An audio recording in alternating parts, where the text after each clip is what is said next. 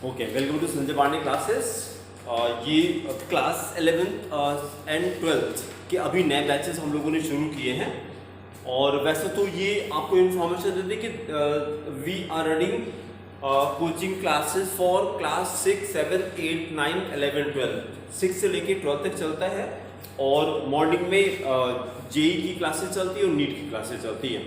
और 11, 12 के भी नए बैचेस शुरू हम लोगों ने किए। जो बच्चे भी देर से ज्वाइन कर रहे हैं उनका जो पीछे का छूटा है वो हम लोग एक्स्ट्रा क्लास लेकर के कवर करा देंगे, ठीक है। चलिए, हम लोग ये क्लास 12th में ऑर्गेनिक केमिस्ट्री में हम लोग चैप्टर कर रहे हैं अल्कोहल, फिनॉल्स एंड ईथर्स। और उसमें हम लोगों ने कितने लेक्चर्स कर लिए हैं उसमें से यूट्यूब से एक बार कंफर्म कर लीजिए। आई थिंक 19 हो चुका है ना। हाँ, 19 लेक्चर्स हो चुके हैं। This is lecture number 20। और हम लोग आ गए थे किस टॉपिक पे? रीमर टीमर रिएक्शन, ठीक है। तो चलिए स्टार्ट करिए। रीमर टीमर रिएक्शन हम लोगों ने लास्ट में थोड़ा सा रिफरेंस इसका नहीं, कुछ भी स्टार्ट नहीं किया था। खाली ये कहानी बात हुई थी कि एक बच्चे ने 2-3 साल पहले खाली जब इसको फर्स्ट टाइम है तो उसने कहा था सर कि ये फिर से मरे थे क्या? रीमर मतलब फिर से मरे थे, मतलब फिर से मर के फिर पैदा हुए, फिर मरे थे, इसलिए इसका नाम रीमर है क्या? तो उसी से फिर हमको भी मजा आ गया, हंसी में याद हो गया। अच्छा, ये तो हंसी मजाक हो गया। अगर इसको लर्न करना है तो हम क्या करें? Reamer teamer is a very important reaction. इस कंपाउंड को जरा देखिएगा। पहले लास्ट टर्म पे हम लोगों ने किया था,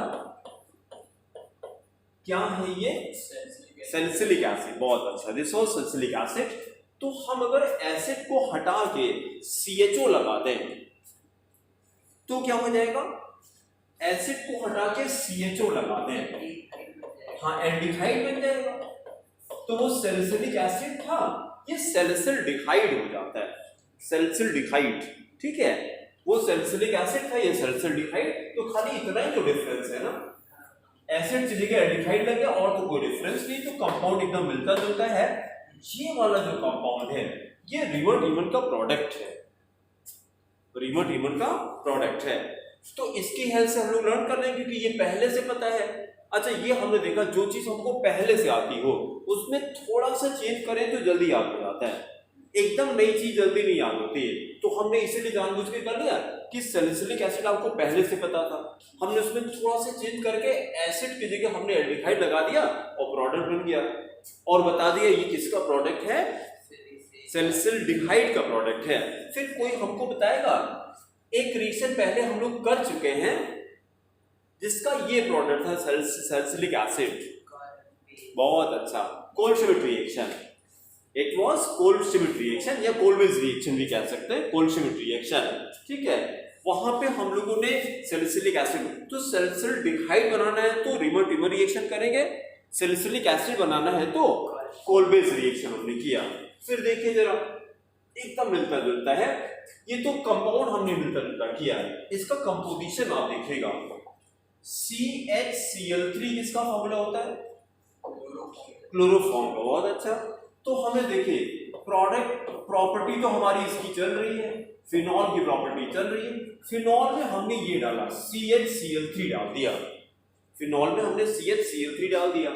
और उसके बाद रिएक्शन में एल्कली डालते हैं, एल्कली मतलब NaOH डाल दिया, NaOH डाल दिया।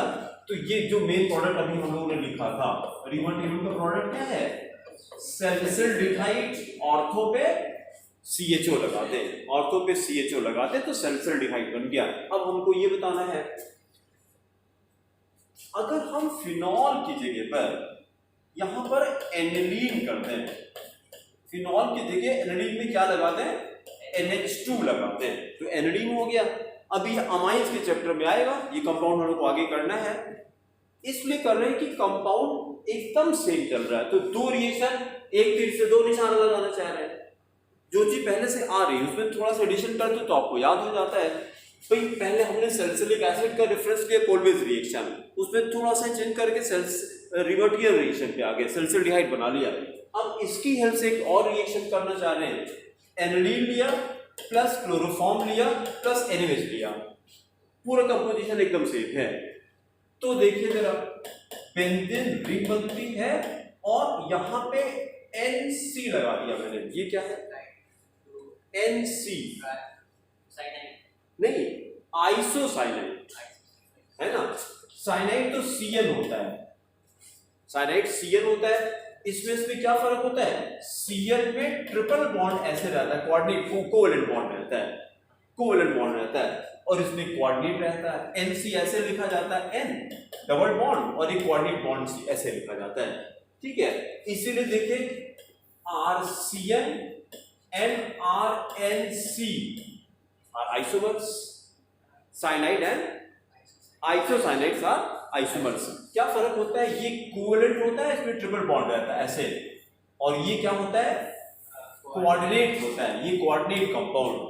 अच्छा, दूसरी चीज देखिए, जब नॉमेनक्लेचर करते हैं तो ये वाला कार्बन तो जैसे RCN आपने लिखा, तो ये वाला कार्बन साइनाइड वाला कार्बन चेन में इंक्लूड होता है, लेकिन ये कार्बन चेन में इंक्लूड नहीं होता है, क्योंकि इस कार्बन के बीच में नाइट्रोजन आ जा रहा है। तो नाइट्रोजन ने क्या किया? चेन को ब्रेक कर दिया। क्लास 10th वाला याद करिए, कैटेनेशन प्रॉपर्टी। चेन तो हमेशा कार्बन की बनती है, कोई भी एलिमेंट चेन के बीच में नहीं आ सकता, तो नाइट्रोजन चेन ब्रेक हो जाती है। तो साइनाइड एंड आइसोसाइनाइड दोनों आइसोमर्स होते हैं। अच्छा, हमने अभी क्या चीज कंपेयर करने की कोशिश की? जो रीमर रिएक्शन है, एकदम सेम रिएक्शन, खाली फिनॉल की जगह क्या लगा दिया? एनाडीन डाल दिया, और क्या डाला? क्लोरोफॉर्म डाल दिया, और क्या डाला? सोडियम हाइड्रोक्साइड डाला। एकदम पूरा कंपोजिशन सेम है। तो पहले सल्फ्यूरिहाइड बना रहे थे, अब क्या बनाया? Phenyl isocyanide, phenyl isocyanide. भाई अभी तक हम लोग ऐसे RNC का नाम क्या था? Alkyl isocyanide. तो ये क्या हो गया? इतने का नाम ये वाला, ये क्या है? फिनाइल है, तो फिनाइल आइसोसाइनाइड हो गया, फिनाइल आइसोसाइनाइड। अच्छा, आइसोसाइनाइड की सबसे इंपॉर्टेंट फिजिकल प्रॉपर्टी जो न्यूमेरिकल्स मिलेगी आपको, ऑर्गेनिक केमिस्ट्री का एक न्यूमेरिकल डेफिनेट मिलेगा आपको फाइनल एग्जामिनेशन में। जो न्यूमेरिकल आता है वो न्यूमेरिकल मैथमेटिकल नहीं होता है। ऑर्गेनिक का जो न्यूमेरिकल होता है, it is based on chemical properties. जैसे आपसे ये कर दिया, हमने कंपाउंड A को लिया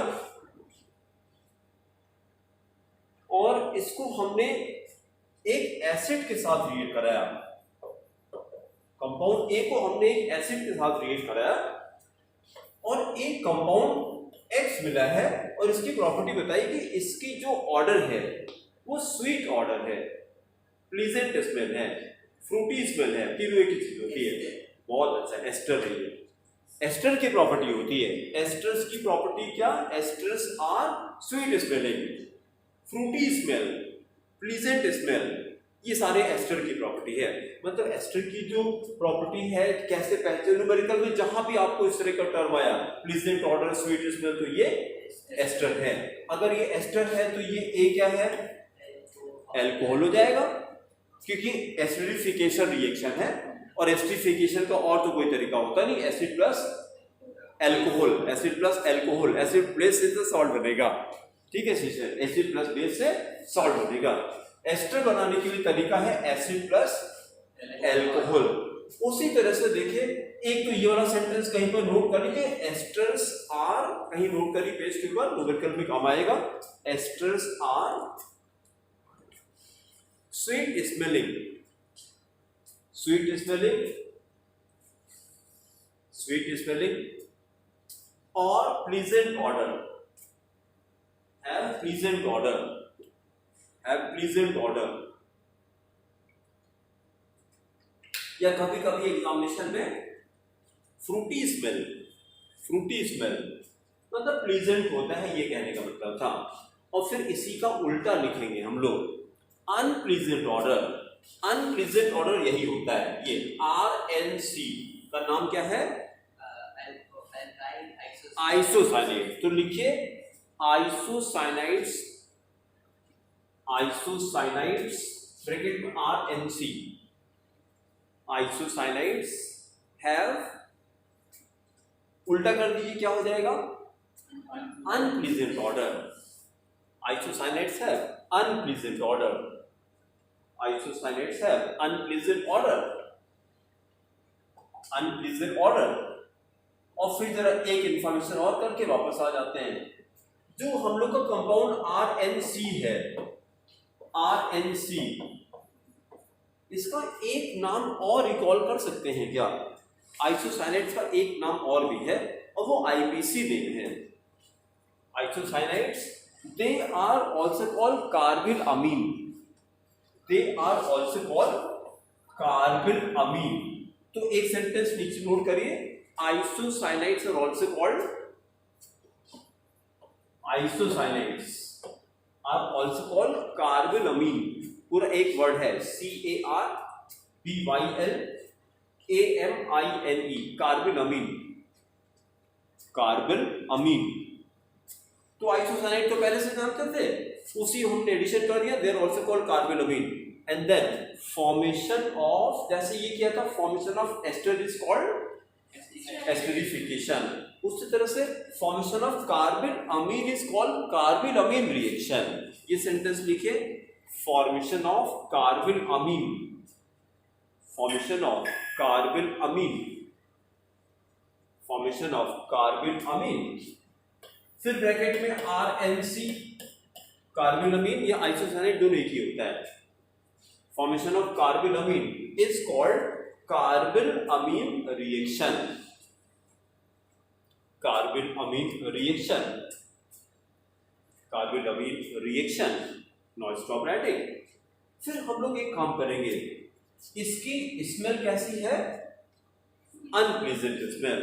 उसी की जगह पे फाउल स्मेल बैठ लीजिए, फाउल, ये भी वर्ड एक क्वेश्चन में कहीं मिलेगा आपको। अनप्लीजेंट के साथ में foul smell, foul smell, foul smell. तो जैसे ही हमने इस तरह का टर्म को यूज किया, फाउल यूज किया, अनप्लीजेंट यूज किया, मतलब कौन सा कंपाउंड बन गया?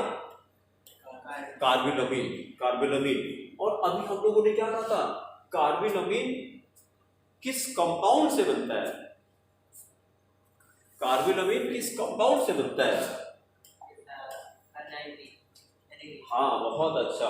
अभी तो हम लोगों ने क्या था ना, ये कंपाउंड था, ये एनिलीन। एनिलीन को किसके साथ? इसी के साथ, इसी के साथ ये क्लोरोफॉर्म प्लस NaOH के साथ रिएक्ट करते हैं तो कार्बिल-अमीन बनाता है, दिस कॉल्ड कार्बिल-अमीन रिएक्शन। तो ये जो रिएक्शन आएगा, ये अभी एनिलीन में हम लोग करेंगे, अभी आगे आएगा अमाइन के चैप्टर में। तो हमने दो रिएक्शन को साथ में कंपेयर किया। कौन कौन सा रिएक्शन कंपेयर किया हमने? रीमर कंपेयर, रीमर ट्रियोन को लिया और एक हमने कार्बिल-अमीन रिएक्शन लिया। ठीक है, अब रीमर ट्रियोन को नोट करिए पहले। देखिए, when phenol is treated,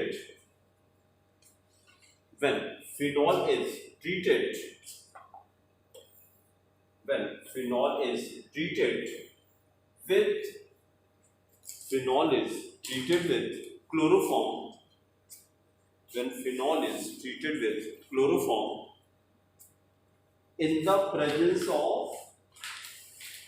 in the presence of aqueous NaOH, in the presence of aqueous NaOH, in the presence of aqueous NaOH, then comma, salicylaldehyde is obtained, salicylaldehyde is obtained, salicylaldehyde is obtained, salicylaldehyde is obtained, and this reaction, and this reaction is known as, this reaction is known as Riemann-Tiemann reaction, Riemann-Tiemann reaction, Riemann-Tiemann reaction. Then write chemical equation. यहां से start करिए। Phenol, benzene ring having OH, benzene ring having OH, benzene ring having OH plus और क्या डाला? Chloroform, CHCl3 plus CHCl3, CHCl3, plus 3NaOH plus 3NaOH plus 3NaOH, then giving main product benzene ring having OH, benzene ring having OH, and then ortho position पे CHO लगा दीजिए। benzene ring having OH, ortho position पे CHO, और नाम लिखे, क्या नाम है? सैलिसिल्डिहाइड, नाम है salicylaldehyde, plus 3NaCl plus 2H2, 3NaCl plus 2H2, then write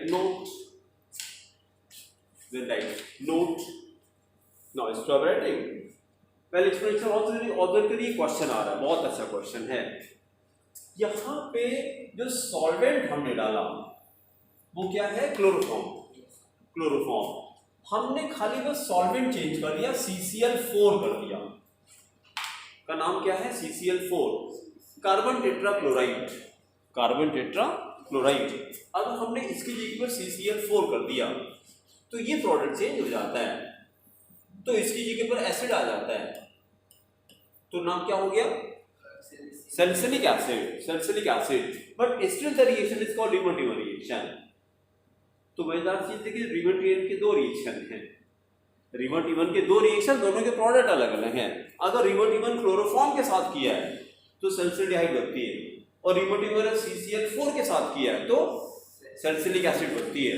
मतलब सैलिसिलिक एसिड बनाने के दो तरीके हैं। आप ठीक है, बस कुछ नहीं करेंगे, थोड़ा थोड़ा ऐड करते चल रहे हैं, थोड़ा जैसे जो पता लग जाता है उसमें थोड़ा सा ऐड करते हैं तो नई इन्फॉर्मेशन मिल जाती है। फिर से सुनिए, हमने क्या कहा कि रीमन-रीमन रिएक्शन में दो पॉसिबिलिटीज हैं। अगर हमने क्लोरोफॉर्म डाला है तो सैलिसिल्डिहाइड बनती है, और अगर हमने CCl4 डाला है तो सैलिसिलिक एसिड बनती है। फिर हमने कहा कि सैलिसिलिक एसिड बनाने के दो तरीके हैं, जो एक पहले कर चुके थे। एक कोल-बेस मेथड था, कोल-बेस रिएक्शन था, और एक रीमन-रीमन रिएक्शन हो गया। तो अब ऐसे कंपेयर करके करते चलेंगे। ठीक है, सेंटेंस कंप्लीट करिए, नोट पे लिखिए, Reimer Tiemann reaction can also be carried out, Reimer Tiemann reaction can also be carried out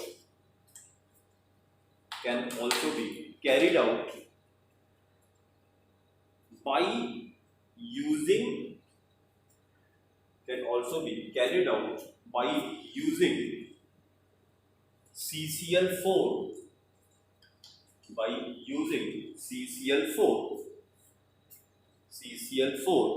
in place of, क्या हो जाएगा? In place of CHCl3, in place of CHCl3 chloroform. असली कहाँ छूटा बेटा? Carried out by using CCl4, in place of CHCl3, in place of chloroform, giving salicylic acid,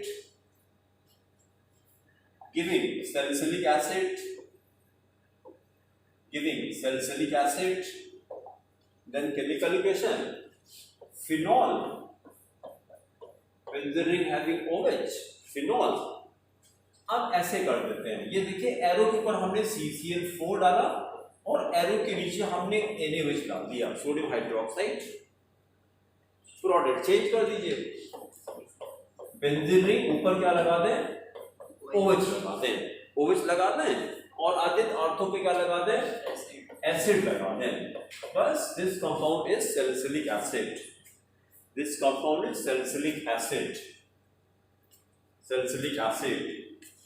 और एक recall करें, सैलिसिलिक एसिड का सबसे इंपॉर्टेंट रोल क्या है, इसकी सबसे बड़ी प्रॉपर्टी क्या है सैलिसिलिक एसिड की?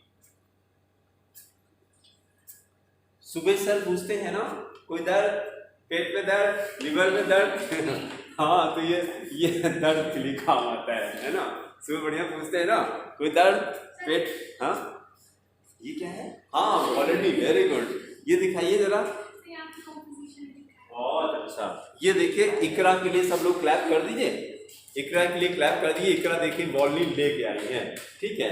वॉल्नी में पेन रिलीफ जेल है, और फिर देखिए इतना छोटा छोटा लिखा हम पढ़ ही नहीं पा रहे हैं यार।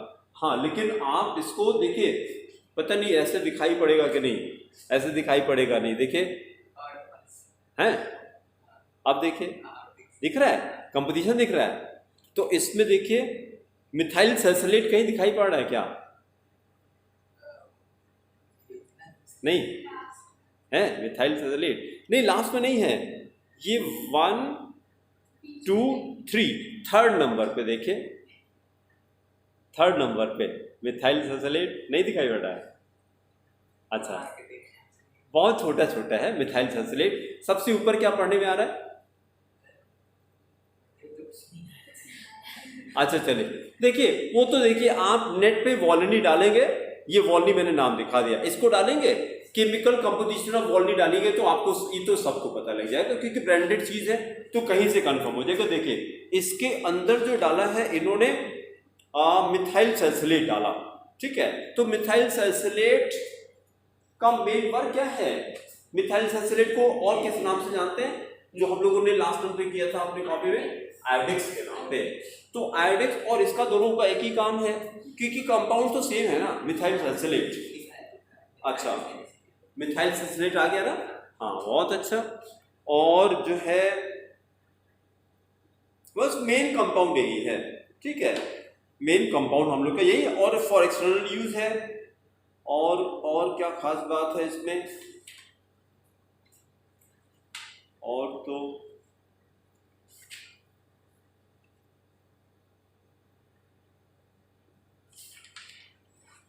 और कोई प्रिकॉशन देखना चाह रहे हैं? कोई प्रिकॉशन में खाली यही for external use only, internal use के लिए नहीं है ना। Relief from low back pain. अब देखिएगा जरा, ये बिजनेस देखिए कितना बढ़िया बिजनेस चल रहा है। लो बैक पेन ये गलत है, ये गलत है। और फिर है ज्वाइंट पेन, ये सही है। नेक पेन, स्प्रेन, ये सब सही है। ये जो बैक पेन लिखा है, बैक पेन जानते किस वजह से होता है? हाँ, बैक पेन होता है जब हमारी वर्टिब्रा बल्ज आउट हो जाती है। कितनी वर्टिब्रा है? 33 वर्टिब्रा। जैसे ये देखिए ना, यहां से लेके यहां तक, इसको क्या कहते हैं? सर्वाइकल। भाई साहब लंबा नीचे होता है यार ये सर्वाइकल मतलब गर्दन पे होता है ना, कैमरे में साफ दिखाई पड़ रहा है जो बता रहे हैं। ये ऐसे ये सर्वाइकल होता है, फिर यहां से लेकर के यहां तक, ये इसको क्या कहते हैं? इसको थोरेसिक कहते हैं, भी लंबर नहीं है हम समझ तो लंबर बोलने जा रहे हैं, है ना। यहां से यहां तक ये थोरेसिक। सर्वाइकल में कितनी होती है?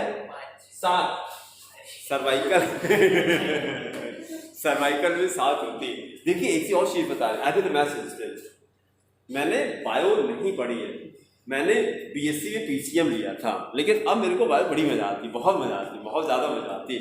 तो जिसका जब इंटरेस्ट होता है तो बताना नहीं पड़ता है, फिर उसे खेलता है आदमी, ठीक है, खेलता है उससे, तो इसमें हमको बहुत मजा आती है इसमें।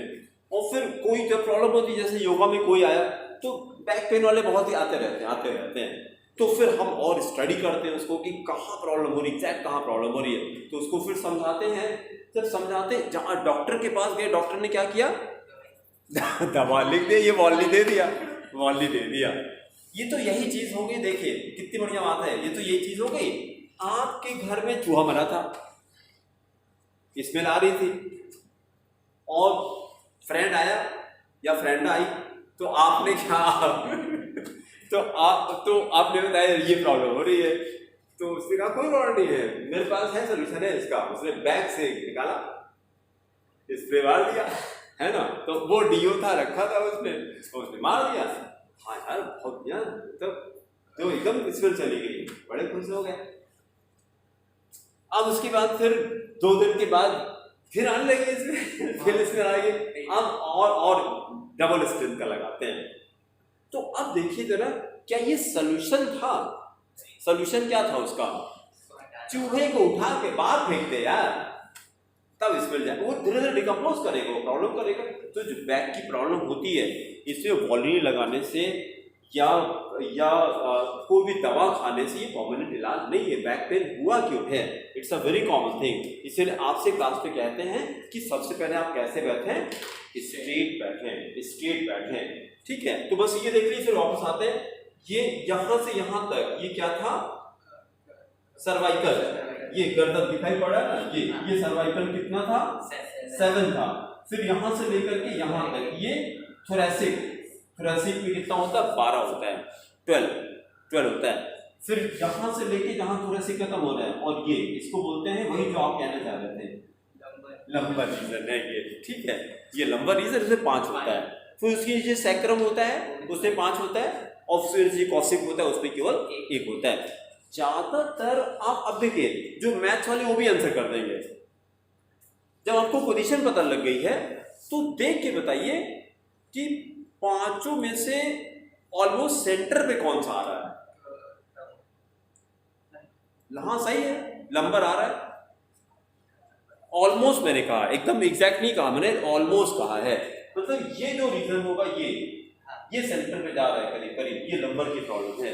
तो अब जैसे क्या होता है, जैसे आप थोड़ा सा लिखे, ऐसे लिखने, थोड़ा सा झुके, वेट कहाँ गया? लंबर पे गया। जो सीजी जाएगी आपकी, सेंटर ऑफ ग्रेविटी जाएगी, वो लंबर पे जाएगी। तो इसलिए जरा भी आप जैसे पहले तो ये देख लीजिए, मान लें आपका बॉडी का वेट 40 किलो 50 किलो ऐसे एवरेज होगा इतना। तो अच्छा, अब उसके बाद फिर जैसे ऐसे किया आपने, तो मतलब बॉडी का आधा वेट लंबर पे गया। तो अगर 50 किलो के हैं तो 25 किलो का वेट लंबर पे गया आपके। 25 किलो इज समथिंग, अभी कुछ नहीं, अभी वो डंबल वहां पे रखा हुआ है 10, आपको हम ये कह दें कि वो 2 किलो का है, मात्र 2 किलो का है। ऐसे करके ऐसे खड़े रहिए, अभी 2 मिनट में दर्द होने लगेगा। कुछ नहीं करना है, हमें ऐसे खड़े रहिए, बस ऐसे करके दर्द होने लगेगा। दर्द क्यों हो रहा है? फिजिक्स बताइए। हाँ, ग्रेविटी की वजह से दर्द हो रहा है। भाई उठाया आपने तो ग्रेविटी का अगेंस्ट में आपको वर्क करना पड़ रहा है, इसलिए दर्द हो रहा है। जब आप ये करेंगे, देखिए ये ग्रेविटी चालू हुई कि नहीं हुई? ऐसे है तो ग्रेविटी तो कहाँ गया सेंटर ऑफ ग्रेविटी? इसे वेट कहाँ होगा? अगर इधर स्ट्रेट खड़े हैं तो लेग्स पे होगा, अभी लेग्स पे जाएगा। और जरा भी आप झुके तो वेट गया लंबर पे। अब साइन समझ आ रही है? तो इसलिए जैसे आप झुक के बैठते हैं तो वेट आपका लंबर पे जाता है, और जब स्ट्रेट बैठेंगे तो वेट आपका लेग पे चला जाएगा। इसलिए अगर हम कहीं जाते हैं और सोफा बहुत मोटा है तो हम बैठते नहीं। सोफा अगर खूब मजेदार है तो वहां बैठते नहीं, और उनको बता देते हैं कि इसको हटा दीजिए, बड़ा खुश मत होइए ज्यादा कि हमारे पास बहुत बढ़िया सोफा है। ये ज्यादा खुशी की बात नहीं है, ये दुख होने की बात है। अभी बहुत जल्दी आपकी पूरी फैमिली झेलेगी, डॉक्टर चक्कर लगाएगी अगर ये है तो। ज्यादातर लोग क्या होता है, खूब मोटा सा सोफा लगा देते हैं, उसी में घुस जाते हैं लेट करके, बैठते नहीं लेट जाते हैं, और स्पाइन ऐसे कर्व हो जाती है, ऐसे कर्व हो जाती है तो आगे ऐसे झुक जाते हैं, पूरा वेट उनके उस पर चला जाता है स्पाइनल कॉर्ड पे। बहुत डेंजरस चीज है, ठीक है। हमेशा क्या करिए, स्ट्रेट बैठिए, हमेशा स्ट्रेट रहिए, हमेशा स्ट्रेट रहिए, तो लंबर एकदम सीधा रहेगा, ठीक है। तो ये जो जैसे इसमें ये बैक पेन के लिए वॉल्नी में दे दिया, ये बस खाली दिक्कत क्या, हम लोग तुरंत आराम चाहते हैं बस। हाँ, रेस्ट तो उसको आराम तो मिल ही जाता है, आराम तो तुरंत मिल ही जाता है। क्यों मिल जाता है? क्योंकि ये ब्लड थिनर होता है, because it is a blood thinner. तो ब्लड जब थिन हो जाता है तो ब्लड का सर्कुलेशन फास्ट हो जाता है। जब ब्लड सर्कुलेशन फास्ट, जहाँ पे ब्लॉकेज है वो खत्म हो जाता है, दर्द एहसास आपका खत्म हो जाता है, ठीक है। बट ये परमानेंट सोल्यूशन नहीं है, टेम्परेरी तो ठीक है। बहुत दर्द हो रहा है भाई, आप गए थे कहीं, चोट लग गई, फ्रैक्चर हो गया या कहीं चोट लगी, तुरंत स्प्रे करिए तो तुरंत रिलीफ तो मिल ही जाता है। लेकिन अगर बैक पेन है तो उसका सोल्यूशन क्या है? Yoga is the solution. उसका सॉल्यूशन योगा है। उसके लिए बैक एक्सरसाइजेस हैं, जैसे फॉरवर्ड बेंडिंग करते हैं उसके लिए बैक जितना भी हो सके ये आप ट्राई करें, इतना ऐसे स्टे करना है लाइक दिस, ऐसे स्टे किया 1 2 3 4 5 6 7 8 9 10, ऐसे 10-10 सेकेंड स्टे करिए। अभी 10 सेकेंड आप नहीं कर पाएंगे, आप घर पे ट्राई कीजिएगा। क्या अभी ट्राई करेंगे? शिशिर आप ट्राई करेंगे? अच्छा ट्राई कर, अच्छा देखिए कितनी देर स्टे कर पाते हैं। आइए तो 1 मिनट, नहीं आइए तो देखिए है वो चक्रासन अभी नहीं, वो पूरी बॉडी की एक्सरसाइज होती है, पूरी बॉडी की एक्सरसाइज।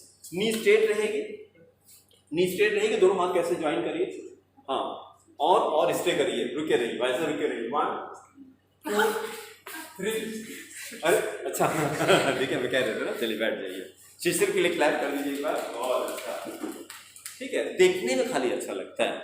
और फिर after that I am talking normally, इतना करने में सांस फूलने लगती है जब हम ये करते हैं, है ना, मतलब आप कंफर्टेबली बोल नहीं पाएंगे फर्स्ट टाइम ऐसे करेंगे, और हम आपसे कंफर्टेबली नॉर्मल बात कर रहे हैं, वो धीरे धीरे आता है।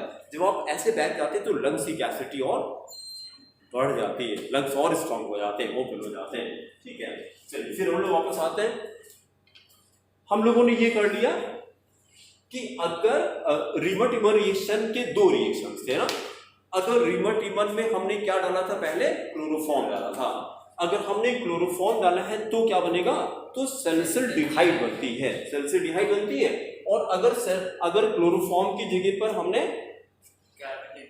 CCl4 डाला है तो सैलिसिलिक एसिड बनती है, बट दोनों रिएक्शन को हम रीमर-टिमर रिएक्शन ही कहते हैं, ठीक है। फिर अगली प्रॉपर्टी करिए, नेक्स्ट प्रॉपर्टी करिए, नंबर 11 हेडिंग करिए Friedel-craft reaction. Number 11 is Friedel-craft reaction, FRIDEL CRAFT, Friedel-craft reaction heading करके, और फिर पहले कहानी सुनिए, फिर इसका हम लोग नोट करते हैं। देखिए फ्रिडल-क्राफ्ट रिएक्शन, पहली बात तो हमको ये बताना है कि it is also a AC reaction. Friedel-craft is also a AC reaction. AC का मतलब इलेक्ट्रोफिलिक सब्स्टिट्यूशन रिएक्शन। थोड़ा सा अगर पीछे हम लोग रिकॉल करते हैं कि कितने एसी रिएक्शन हम लोग को करने थे, कितने एसी रिएक्शन नॉर्मली हम लोग करते हैं, तो सबसे पहले हम लोग हेलोजनेशन कराते हैं, जैसे Cl2 करा दिया, क्लोरीनेशन कर दिया, फिर हम लोग नाइट्रेशन कराते हैं, फिर हम लोग सल्फोनेशन कराते हैं, और चौथा अब आ गया फ्रिडल-क्राफ्ट रिएक्शन। तो 4 रिएक्शन हम लोग करते हैं। आप कहीं पर कॉपी में ऐसे अलग से नोट करिए, एरोमेटिक कंपाउंड्स अंडरगो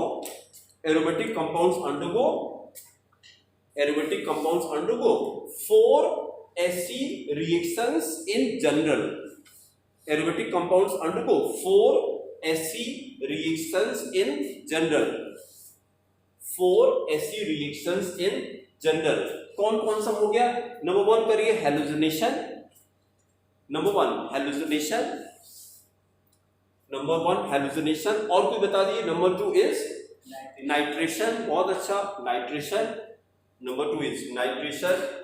फिर नंबर 3 बता दीजिए सल्फोनेशन, नंबर 3 सल्फोनेशन। और चौथा अब हम लोग करने जा रहे हैं FCR, शॉर्ट में लिखेंगे FCR, रिलेट करेंगे FCR, फ्रिडल-क्राफ्ट रिएक्शन।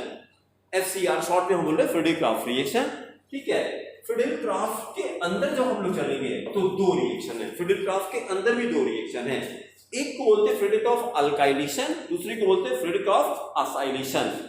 अल्काइलेशन पहले देख लीजिए, अभी पहले सुन लीजिए, हमारी कहानी सुन लीजिए। अल्काइलेशन क्या होता है? जब कंपाउंड में R ऐड करते हैं, कंपाउंड में R लाके ऐड करते हैं, हाइड्रोजन हटा के R लगाते हैं, तो उसी को अल्काइलेशन कहा जाता है, ठीक है। और फिर देखिए किसी कंपाउंड में RCO लाके ऐड कर दिया हमने, कंपाउंड से हाइड्रोजन हटाया और लाके RCO ऐड कर दिया। RCO का नाम कोई बताएगा?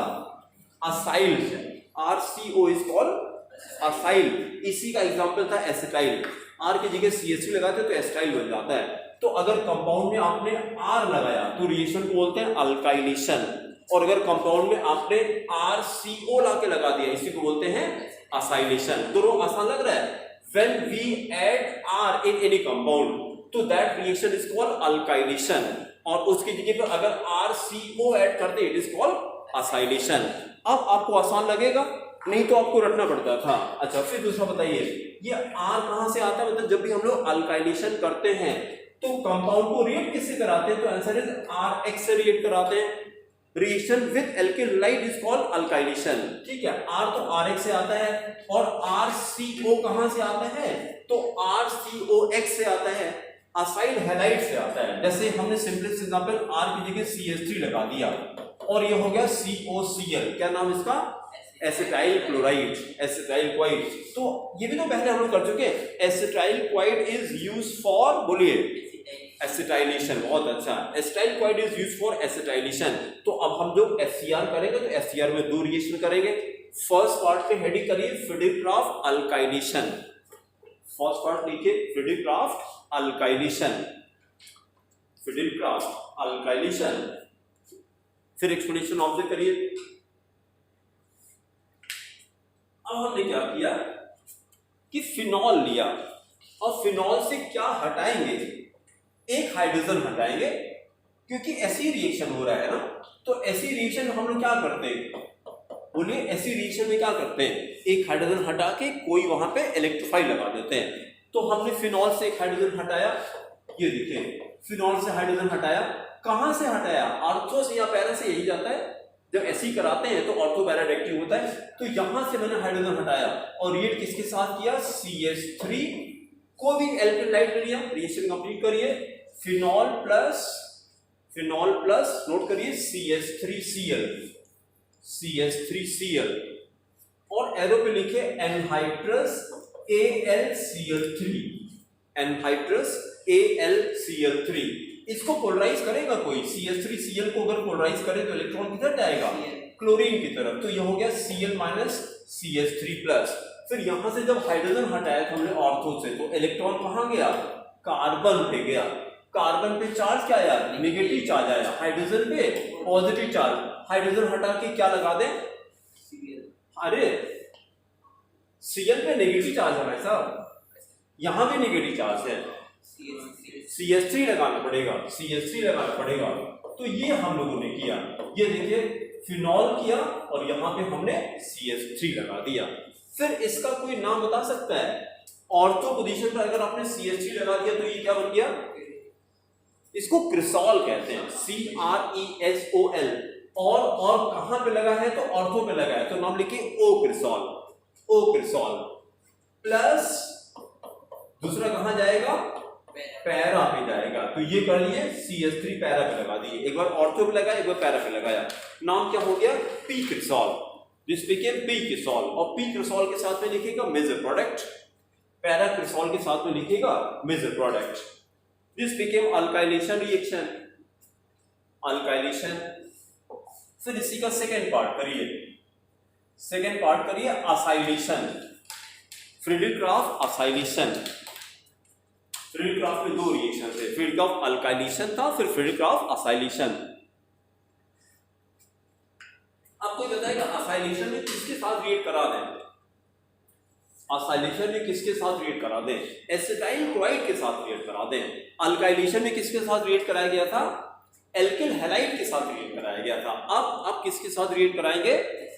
एसिटाइल क्लोराइड के साथ रिएक्ट कराएंगे। तो करा दीजिए, ले लीजिए phenol again, benzene ring having OH plus CH3COCl plus CH3COCl।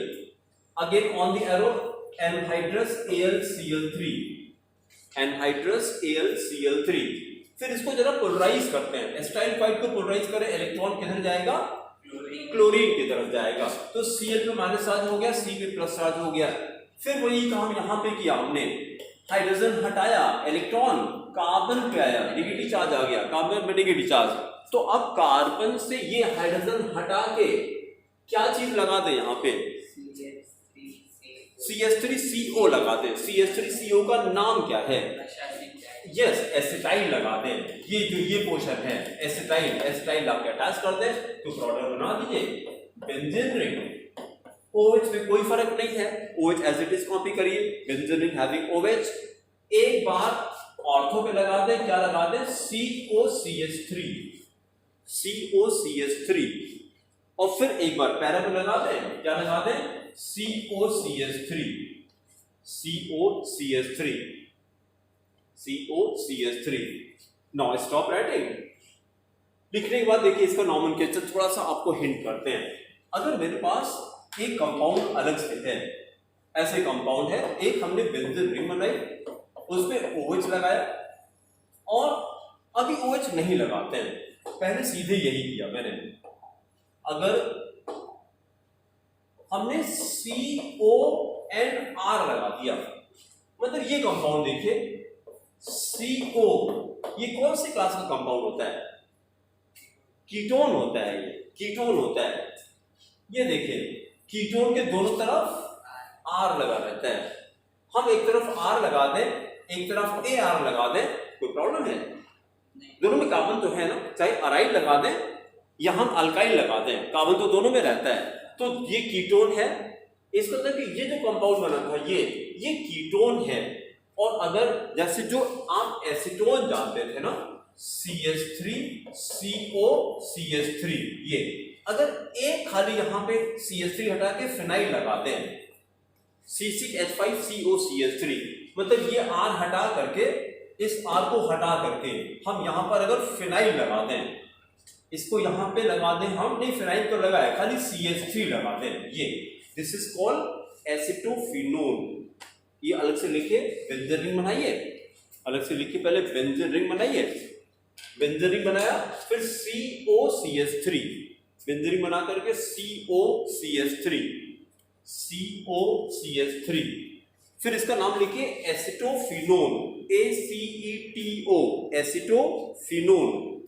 Acetophenone किस क्लास का कंपाउंड है? तो आप बोलेगा this is a ketone, this is a ketone. किससे कंपेयर करें? तो आप बोलिए एसीटोन से कंपेयर कर सकते हैं। एसीटोन और एसिटोफिनोन में क्या फर्क नजर आ रहा है? बस खाली यस, फिर से बोलिए बेटा। हाँ, उसमें दोनों तरफ CH3 लगा था, इसमें एक CH3 हटा करके एक एरोमेटिक लगा दिया, फिनाइल लगा दिया, तो देखने में कोई ज्यादा डिफरेंस नजर नहीं आ रहा है। हाँ, क्योंकि पहली बार आ रहा है तो लग रहा है कोई नया कंपाउंड है। Otherwise acetone and which compound can be compared? Acetophenone.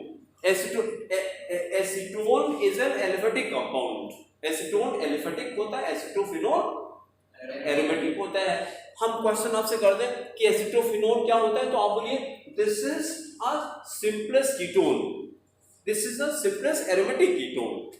Acetophenone is the simplest aromatic ketone. जैसे एसीटोन क्या था, it was simplest aliphatic ketone. कहीं भी कीटोन लेते तो एसीटोन तुरंत लेते हैं, उसी तरह से एरोमेटिक कीटोन अगर आपको लेना है तो सिंपलेस्ट क्या बोले? एसीटो।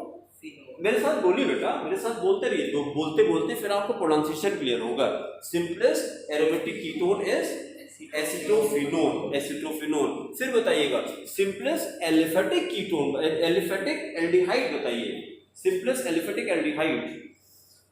फॉर्मल्डिहाइड होता है, एसिटल्डिहाइड होता है, जो हर जगह यूज करते हैं। फिर इस तरह से कर लें कि सिंपलेस्ट एरोमेटिक एल्डिहाइड बता दीजिए, simplest aromatic aldehyde, simplest benzaldehyde. Benzaldehyde क्या फॉर्मूला हो गया?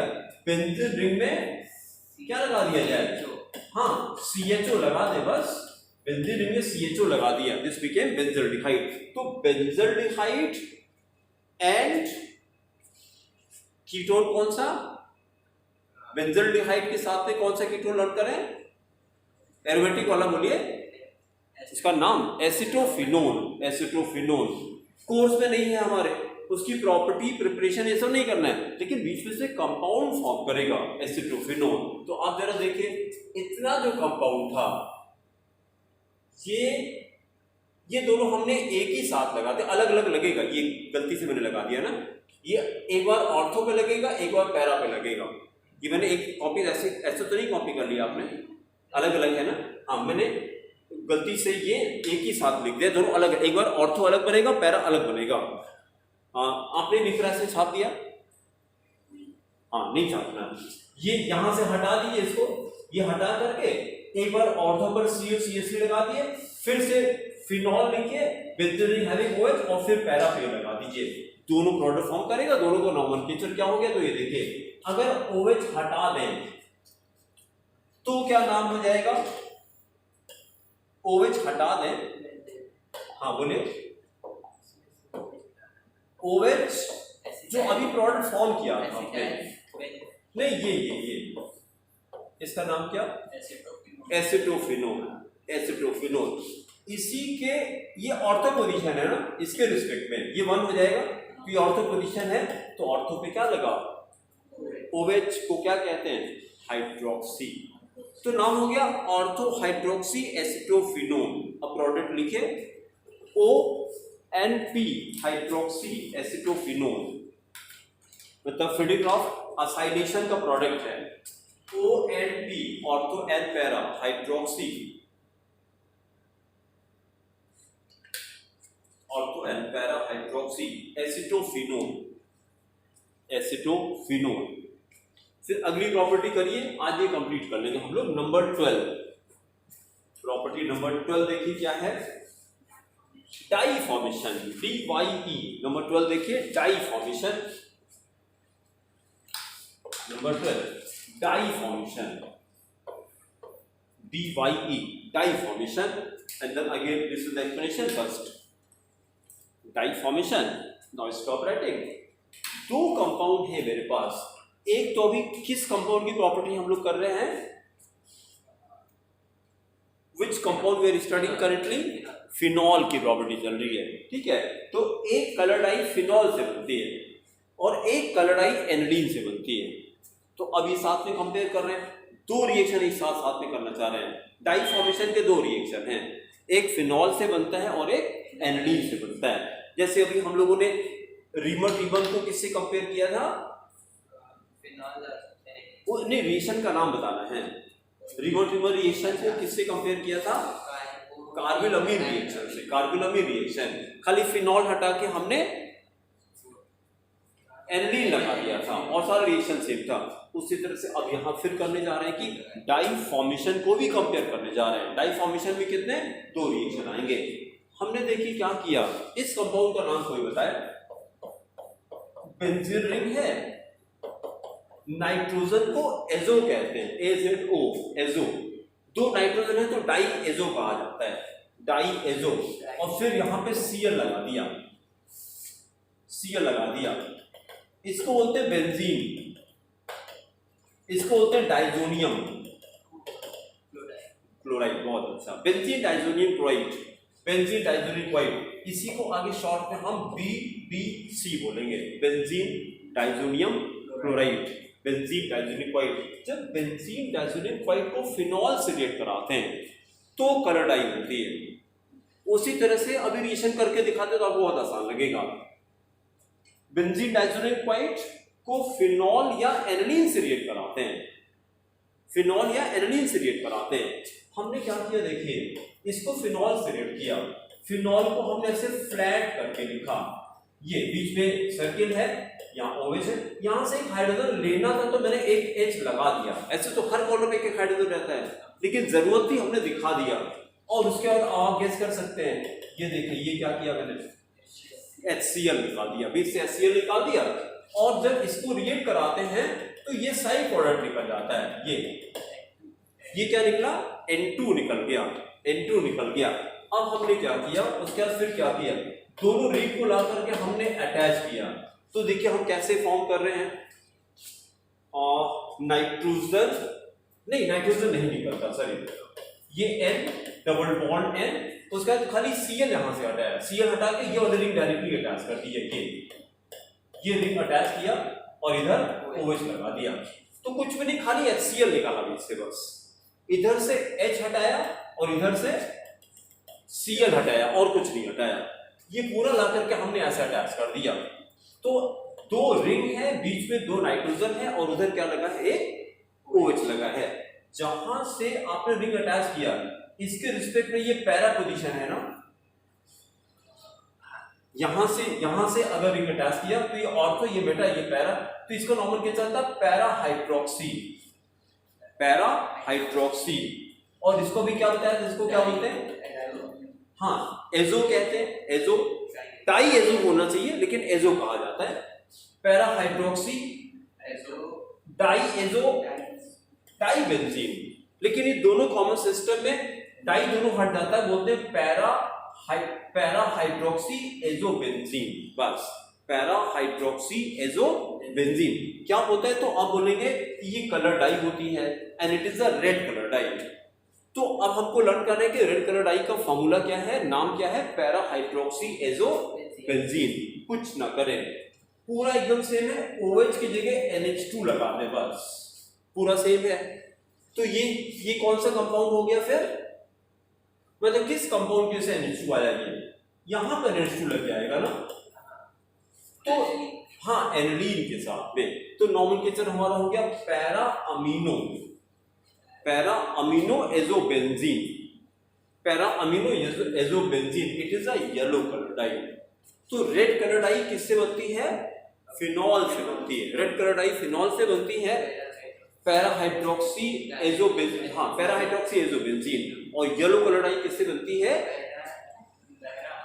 Para amino azobenzene. किस कंपाउंड से बनती है? तो एनिलीन से बनती है। ठीक है, एक सेंटेंस नोट करिए। और इसको कपलिंग रिएक्शन भी कहते हैं। ब्रैकेट में लिखिए, कपल बनाता है, coupling reaction, COUPLING, coupling reaction. तो हम बोलेंगे coupling reaction is used for the formation of colour dyes. Coupling reaction देखिए, when phenol is treated with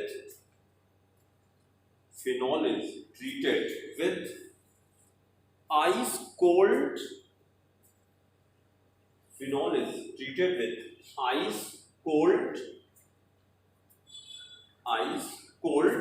alkaline solution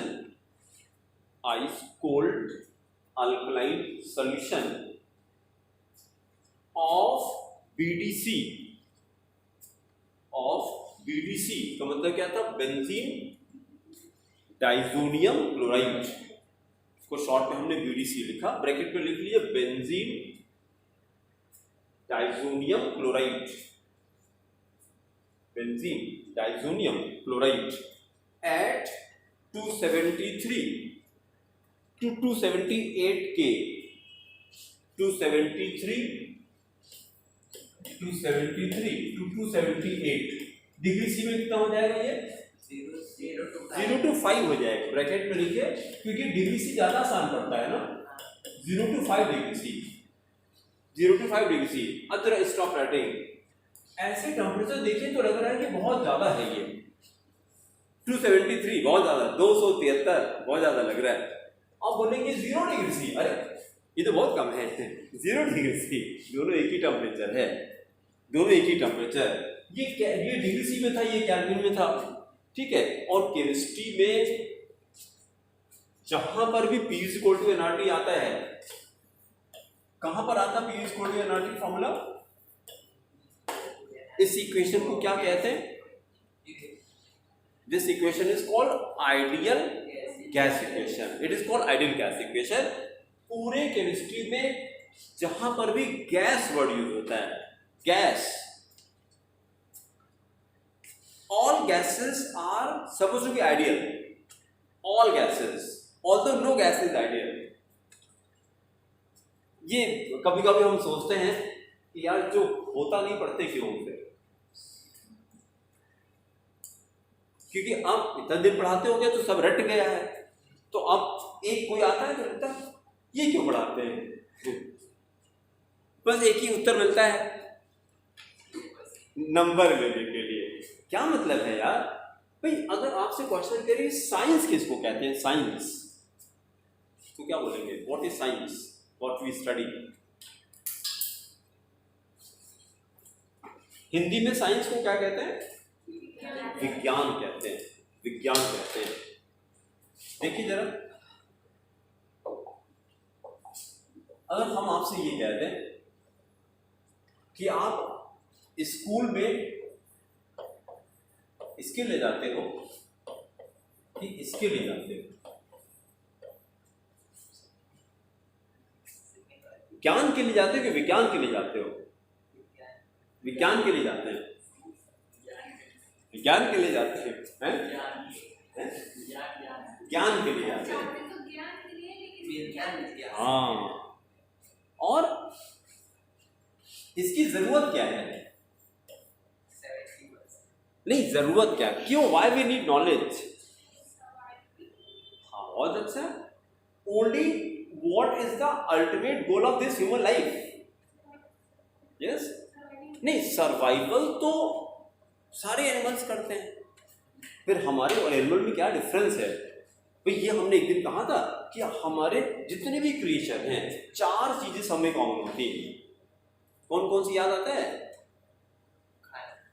हाँ, बहुत अच्छा। नहीं, ऐसे उसको लर्न कीजिएगा, जो वर्ड है उसका कहीं नोट कर लीजिए, आहार, ये वर्ड नोट करिए तो हिंदी का वर्ड अच्छा लगता है, आहार। फिर निद्रा, निद्रा, निद्रा मतलब सोना, स्लीप, आहार, निद्रा। फिर तीसरा भय, भय मतलब फियर, फियर। फिर चौथा लिखिए मैथुन,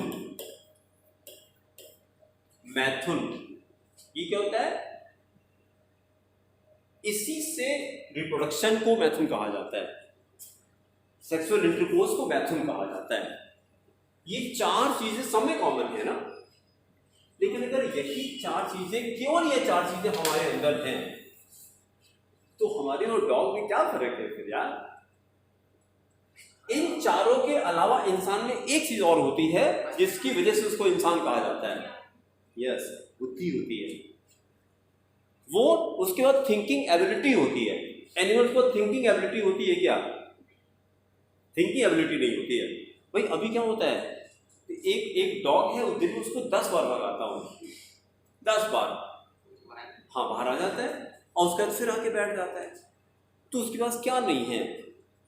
इंटेलेक्ट नहीं है, बुद्धि नहीं है, सोच नहीं सकता वो कि बार बार वही कर रहा है, बार बार वही कर रहा है। लेकिन हम लोग तो लेकिन अगर वो चीज़ हम यूज नहीं कर रहे हैं, अगर हम थिंकिंग एबिलिटी को यूज नहीं कर रहे हैं, खाली यही चारों चीजें हैं, भाई अभी क्या होता है, ये लोगों को पसंद होता है कि नहीं?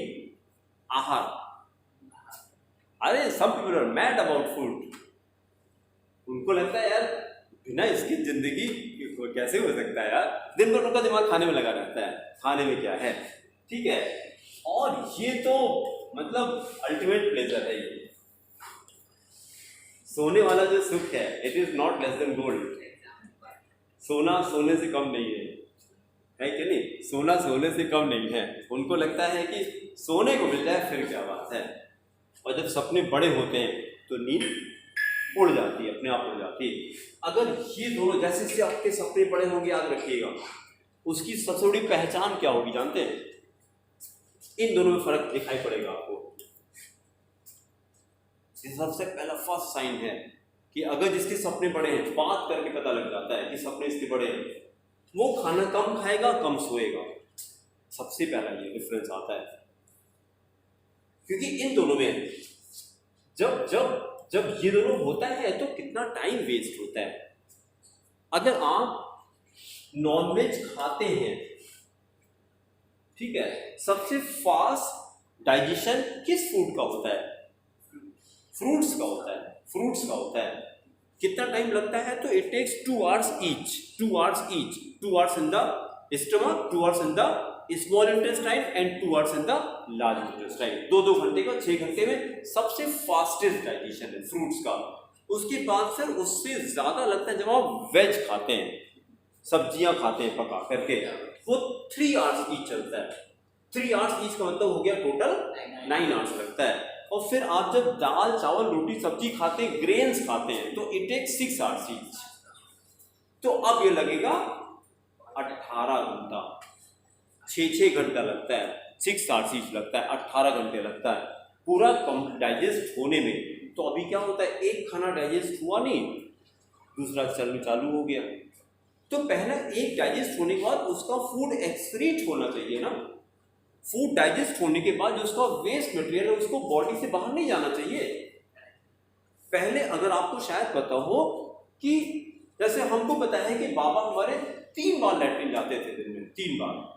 अभी के लोग कितनी बार जाते होंगे? मुश्किल से 1 बार।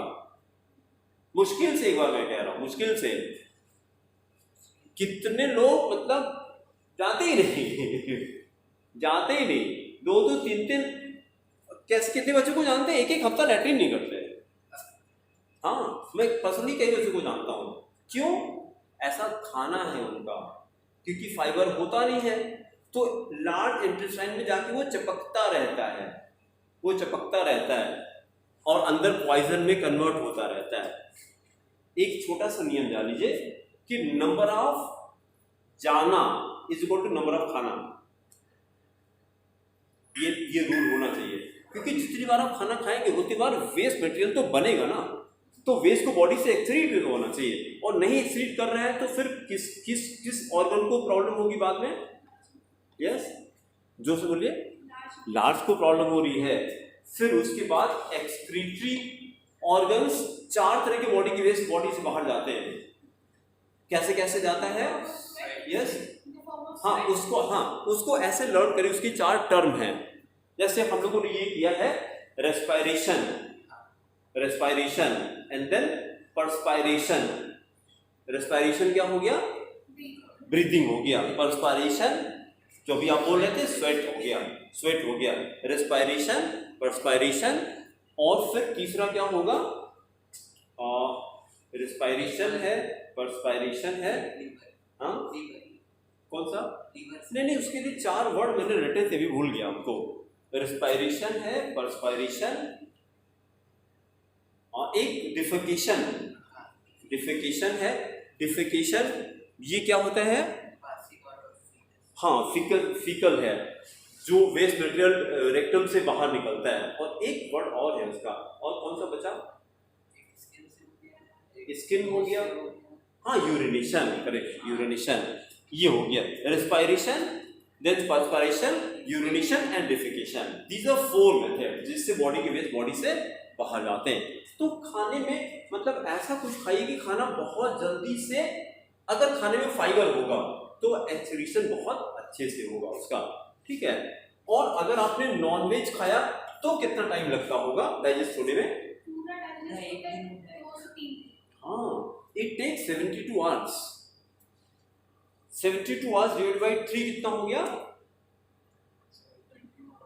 हाँ 24, तो 24 आवर्स ईच हो गया, मतलब 3 दिन लगेगा 24 आवर्स ईच। क्योंकि उसका रीजन होता है हमारी जो एलिमेंट्री कैनाल है वो कितनी लंबी होती है? 25 से 30 फीट। हमारी एलिमेंट्री कैनाल करीब 25 से 30 फीट लंबी होती है, तो खाने को बहुत ज्यादा ट्रेवल करना पड़ता है। और जैसे जो जानवर लोग हैं, बिल्ली है, टाइगर है, शेर है, इनकी एलिमेंट्री कैनाल बहुत छोटी होती है, वो तुरंत डाइजेस्ट कर लेते हैं, वो तो पकाना भी नहीं पड़ता है, वो रॉ मांस खा लेते हैं और डाइजेस्ट कर लेते हैं। लेकिन हमारी एलिमेंट्री कैनाल बहुत लंबी है तो बहुत ज़्यादा टाइम लगता है, और जितनी देर बॉडी में आपके फूड है उतना पॉइजनस होगा, याद रखिए, उतना पॉइजनस है। बॉडी से बाहर जाना चाहिए, क्योंकि जैसे ही खाना जाता है तुरंत डाइजेशन स्टार्ट हो जाता है, तुरंत एब्जॉर्प्शन स्टार्ट हो जाता है, एस्कुलेशन स्टार्ट हो जाता है। वेस्ट को निकलने में टाइम लग रहा है, अभी वो निकला नहीं, ऊपर से चालू हो गया अभी वो वाला बाहर नहीं निकला और ये खाने वाला काम चालू हो गया। तो इन दोनों को थोड़ा सा अलर्ट रखिए, है ना। खाने में फाइबर ज़्यादा रखिए, कुछ नहीं, जितना ज़्यादा हो सके फ्रूट्स एंड वेजिटेबल्स। वेजिटेबल कैसी? रॉ वेजिटेबल विदाउट सॉल्ट, इसका अमाउंट खाली बढ़ाइए तो देखिए आपको खुद ही अच्छा लगेगा। फिर जब आप ये कंट्रोल करेंगे ये अपने आप कंट्रोल हो जाएगा, याद रखिए। जब खाना ज्यादा खाते तो नींद तुरंत आ जाती है, तुरंत आ जाती है। अगर आप फ्रूट्स खाएंगे तो ज्यादा नींद नहीं आएगी, सैलेड खाएंगे ज्यादा नींद नहीं आएगी। तो पढ़ने वाले बच्चों को आहार में क्या लेना चाहिए? फ्रूट्स एंड वेजिटेबल ज्यादा रहना चाहिए, तुरंत डाइजेशन हो जाता है, तो अब आपको हमेशा नींद नहीं लगेगी। पढ़ने के लिए आपको फ्रेश होना चाहिए यार, ठीक है। और उसके बाद फिर ये दोनों तो फियर तो इट्स अ नेचुरल फिनोमेना, लेकिन आप देखिए एनिमल से फियर बहुत ज़्यादा होता है, एनिमल में फियर बहुत ज़्यादा होता है, ठीक है। और यस, हाँ इसीलिए अटैक करते हैं, वो डिफेंस के लिए अटैक करते हैं। तो मतलब ये 4 चीज़ें हैं अब इसके बाद देखिए हम लोग क्या करें, इन 4 चीजों को छोड़ दीजिए, अब अपने पॉइंट पर आकर के फिर वापस आते हैं। हमने ये कहा था कि स्कूल जाते हैं ज्ञान के लिए कि विज्ञान के लिए? ज्ञान के लिए जाते हैं। ज्ञान विज्ञान में क्या फर्क है? ज्ञान, why knowledge is needed, why knowledge is needed, उसका एक आंसर आता है, knowledge is needed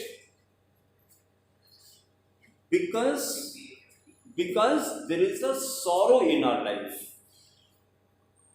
there is a sorrow in our life, हमारे जीवन में दुख है कि नहीं?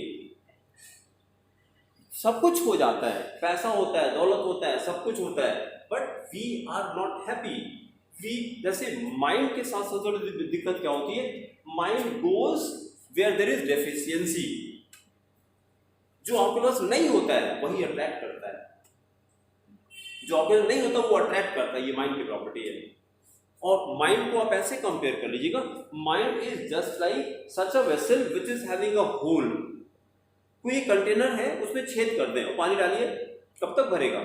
कभी नहीं भरेगा, क्योंकि छेद है। तो इसलिए माइंड में होता है, माइंड, भाई आप ही बता दिए अभी तक जैसे जितनी भी कुछ डिजायर थी आपकी, कुछ पूरी हुई कि नहीं? तो नंबर ऑफ डिजायर कम होनी चाहिए फिर ना, यही तो मैं कहना चाह रहा हूं।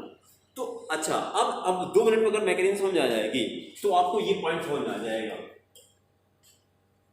इसका मतलब ये हो गया कि अगर आप घर पे जाकर आराम से सोच के देखिएगा कि यार बात तो सही कह रहा था कि अभी तक जितनी डिजायर्स थी उसमें से कुछ पूरी हुई तो लिस्ट कम नहीं हुई, बढ़ गई लिस्ट। तो आगे भी अगर कोई डिजायर मेरी पूरी होती है तो लिस्ट हमारी और बढ़ेगी, कम नहीं होगी। तो अगर जब और लिस्ट बढ़ेगी और वो पूरी, वो धीरे धीरे बढ़ती जा रही है, वो धीरे धीरे बढ़ती जा रही है, और बॉडी की जो स्ट्रेंथ है वो धीरे धीरे कम होगी ना। आप सोच के देखिएगा, हम क्वेश्चन ये करना चाह रहे हैं, उसमें आना चाह रहे हैं कि व्हाई देयर इज सॉरो, इसका आंसर बताना, why there is sorrow. Sorrow is only because of increasing desires. Desire तो बढ़ रही है लेकिन बॉडी की एफिशिएंसी कम हो रही है। भाई कोई बच्चा ऐसा दिखा दे, अभी आज सुबह एक सेंटेंस बड़ा प्यारा सा हमको मिला था, उसमें लिखा था कि संसार की प्रत्येक वस्तु को परिवर्तित तथा परावर्तित होना पड़ता है। हम बता रहे परिवर्तित समझ में आ रहा है, चेंज होना पड़ता है, चेंज होना पड़ता है। और परावर्तित, because I study from Hindi medium, तो रिफ्लेक्शन को परावर्तन कहते हैं। रिफ्लेक्शन को, जैसे रिफ्लेक्टेड लाइट को परावर्तित किरण कहते हैं, किरण रेज को कहा जाता है ना, किरण। तो ये सेंटेंस था कि संसार की प्रत्येक वस्तु को परिवर्तित तथा परावर्तित होना पड़ता है।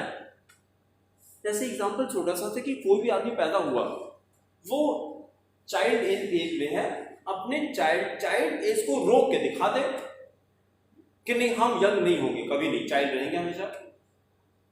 भी चाइल्ड से कैसे यूथ में आ गए, पता लगा क्या? धीरे धीरे, इतना स्लो होता है कि पता नहीं लगता। अच्छा, फिर ये यूथ ऐसा कुछ करते हैं कि नहीं यूथ ही रहेंगे हमेशा। इस यूथ के बाद क्या आएगा? Old age. यूथ के, यस हम बोले, यूथ एडल्ट में आ गया। मतलब जब ये कहा जाता है कि पहले चाइल्ड होता है, पहले बाल्यावस्था होती है, फिर यौवन होता है, यौवन, उसी को एडल्ट कहा जाता है। यौवन समझते हैं वर्ड, यूथ इंग्लिश में कहते हैं। और फिर यौवन के बाद क्या होता है? जरावस्था आती है, जरा ओल्ड एज को कहते हैं। ठीक है भाई, ये कहा जाता है कि जवानी कितने दिन की होती है? टोटल 4 दिन की जिंदगी होती है, ऐसे कंपेयर किया जाए ना बेटा।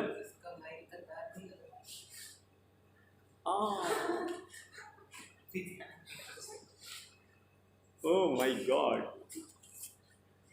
अरे यार